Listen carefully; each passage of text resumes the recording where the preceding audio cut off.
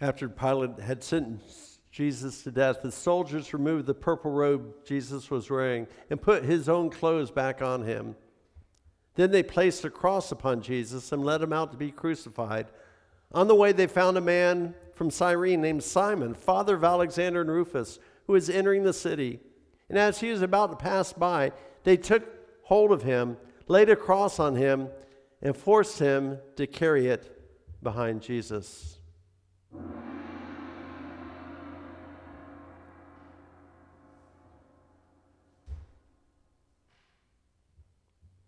Two others who were criminals were also taken away to be executed with him. They took Jesus to a place called the Skull, which in Aramaic is called Golgotha. There they offered him wine mixed with myrrh and gall. But when he had tasted it, he refused to drink it. At 9 a.m, Jesus was crucified, and with him 2 robbers, one on his right and the other at his left, and Jesus in the middle.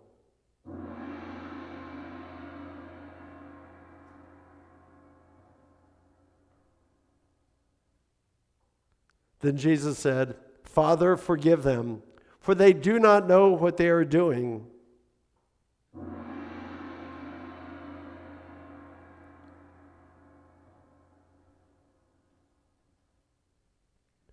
When the soldiers had crucified Jesus, they took his clothes and divided them into 4 parts, one for each soldier, throwing dice for them to see what each one should get. But his tunic was without seam, woven in one piece from top to bottom. And they said to one another, "Let's not tear it, but let us throw dice and see who gets it." In this way the scripture was fulfilled. "They divided my clothes among them, and for my garment they threw dice." Then they sat down and kept watch over him.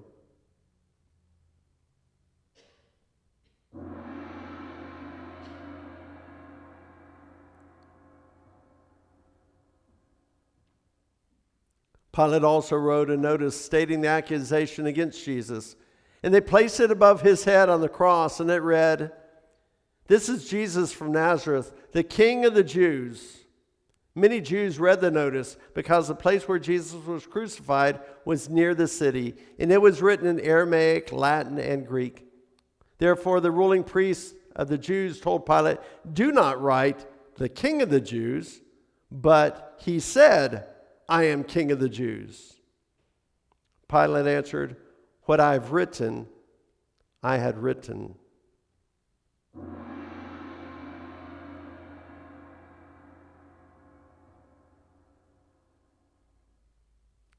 The people stood there watching. Those who passed by ridiculed him, shaking their heads and saying, "Ha! You who are going to tear down the temple and rebuild it in 3 days? Save yourself if you are the Son of God. Come down from that cross."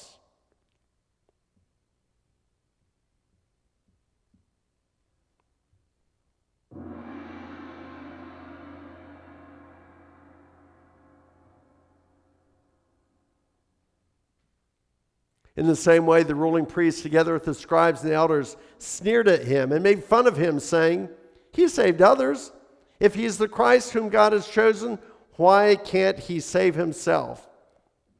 He has put his trust in God. Now let God rescue the Son of God. Come down from the cross, and we will believe you." The soldiers also made fun of him, and going up to him, they offered him sour wine, saying, "If you are the King of the Jews, save yourself."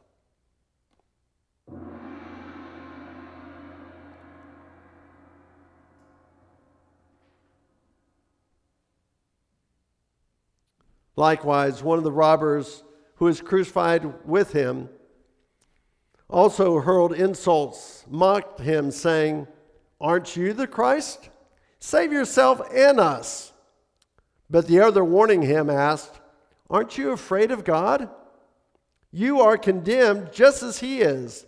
Our punishment is just, for we are getting what we deserve. But this one has done nothing wrong." Then he said, "Jesus, remember me when you come into your kingdom."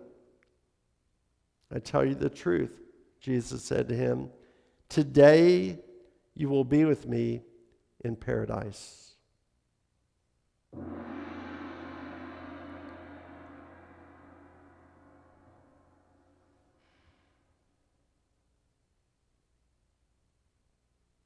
Now his mother and his mother's sister, Mary the wife of Clopas, and Mary Magdalene were standing near the cross of Jesus.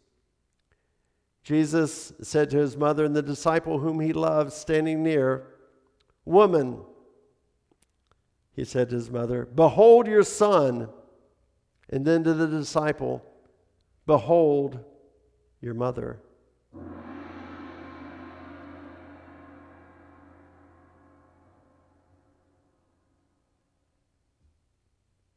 From that time on, the disciple took her into his own house. About noon, darkness came over the whole land, which lasted until the afternoon, because the sun stopped shining.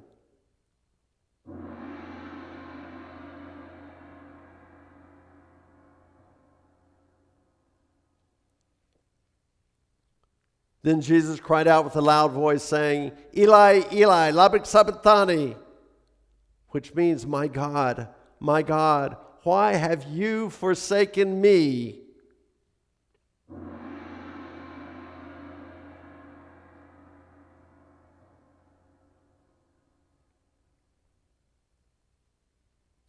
When they heard him say that, some of those standing nearby said, "Listen, he's calling for Elijah." After this, knowing that everything now had been completed, and to fulfill the words of Scripture, Jesus said, "I am thirsty."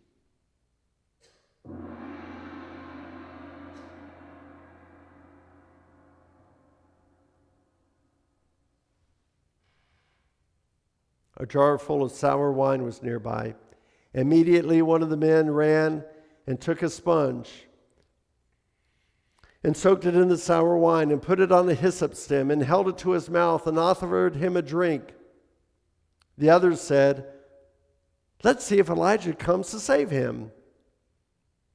When Jesus had taken the wine, he said, "It is finished."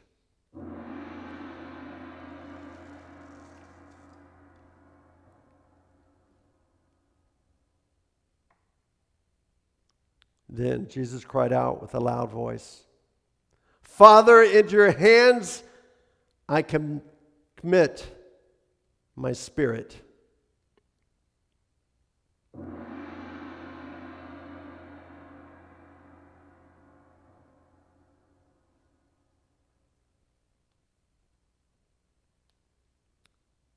In saying this, he bowed his head and gave up his spirit.